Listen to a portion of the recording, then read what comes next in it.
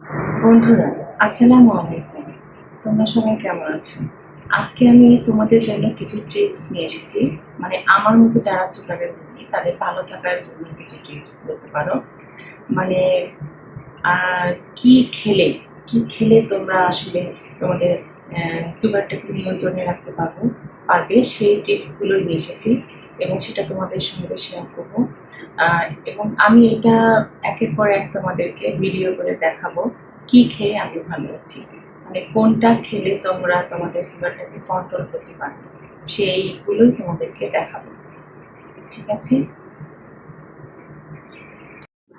আজকে তোমাদেরকে দেখাবো শাক পরাটা। শাক পরাটা দিয়ে আমি কিভাবে ব্রেকফাস্ট করি সেটা দেখাবো। এবং এই শাক পরাটাটা অত্যন্ত স্বাস্থ্যকর এবং ফাইবার সমৃদ্ধ একটা খাবার। তো শাক পরাটা বানানোর জন্য নিয়েছি কলমি শাক। যদিও আমি অন্য দিন পালং শাক দিয়ে বানাই, কিন্তু আজকে পালং শাক পাওয়া গেল না, সেই জন্য আজকে কলমি শাক দিয়ে বানাবো। কলমি শাকটা প্রথমে একটু ভাপ দিয়ে নিয়ে তারপর মিক্সচার গ্রাইন্ডারে একটু গ্রেট করে নিয়েছি। আর এখানে আমি নিয়েছি বেসন। বেসনটা এখন আসলে আটার সঙ্গে মিশিয়ে দেব। আর এখানে নিয়েছি গমের আটা। গমের আটার সঙ্গে বেসন মেশালে এর ফাইবারটা আরও বেড়ে যাবে এবং এর গ্লাইসেমিক ইন্ডেক্সটাও অনেক কমে যাবে। আর এখানে নিয়েছি আদা কুচি, যেহেতু স্বাদের একটা ব্যাপার আছে, যদিও আমি শাকে সেদ্ধর সময় একটু লবণ দিয়েছিলাম। আর পেঁয়াজ কুচি আর কাঁচামরিচ কুচি। তো এখন বানিয়ে ফেলা যাক আমাদের শাক। একটা বাটির মধ্যে প্রথমে আগে গমের আটাটা নিলাম, তারপরে নিলাম বেসন,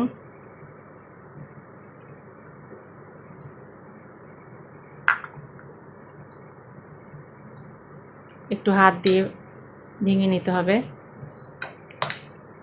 তারপরে নিয়ে দিলাম শাকটা। শাকের যে পানি পানি ভাবটা আছে এটা দিয়ে মেখে নিতে হবে। আর একটু আদা কুচি,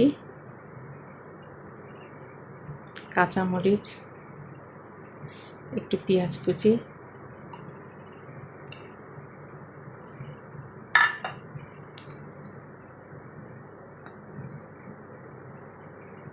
এখন এটাকে মেখে নিতে হবে। তারপরে একটু পানি দিচ্ছি, কারণ এর মধ্যে একটু পানি কম হয়েছিল। একটু আটা মেখে নিলে ভালো হবে।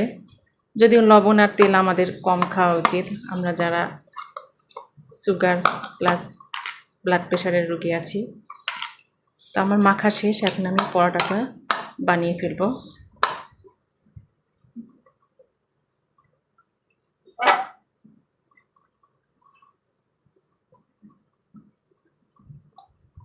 তা আসলে পরোটা মানে তো আর সেই পরোটা না যে পরতে পরতে আটা দেওয়া তেল দেওয়া থাকবে। এটা একটা স্বাস্থ্যকর খাবার, কম তেলে কম মশলাতে কীভাবে ভালো থাকা যায় তারই একটা চেষ্টা।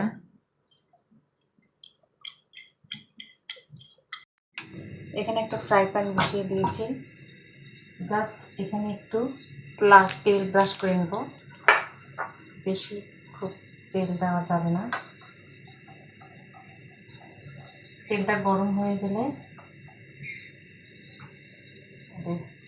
শাক পরাটাটা দিয়ে দেব।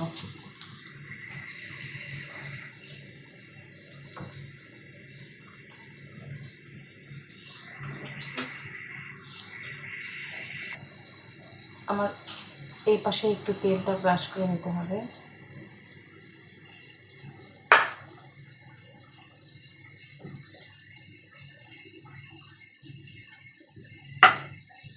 হয়ে গেলে এটাকে একটু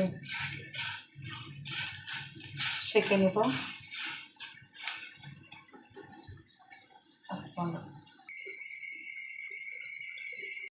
এই যে হয়ে গেল আমার শাক রুটি। এবং তার সঙ্গে আমি নিয়েছি বিভিন্ন ধরনের ডাল দিয়ে তৈরি করা ডাল এবং শসা এবং একটা ডিম। আর আমি রোজ মানে আমার ব্রেকফাস্টে একটা পেঁয়াজ খাওয়ার চেষ্টা করি, কারণ পেঁয়াজটা আসলে খুবই উপকারী। আমি নিজেই তার মানে পরীক্ষিত একটা মানুষ। কারণ হচ্ছে উদাহরণ, কারণ হচ্ছে যে এই পেঁয়াজ খেয়ে ক্রিয়েটিনিন খুবই কন্ট্রোল হয় এবং শরীরে বিভিন্ন ধরনের ভাইরাসগুলো মেরে ফেলে। তার জন্য পেঁয়াজটা খাওয়া অবশ্যই দরকার। যদিও আমি রসুনটা খাই, কিন্তু রসুনটা আমি এমনি খেতে পারি না, আমি ভাতের সঙ্গে খেয়ে থাকি। এই যে এটা হয়ে গেল একটা মানে পুরাপুরি একটা আদর্শ মিল বা ব্রেকফাস্ট।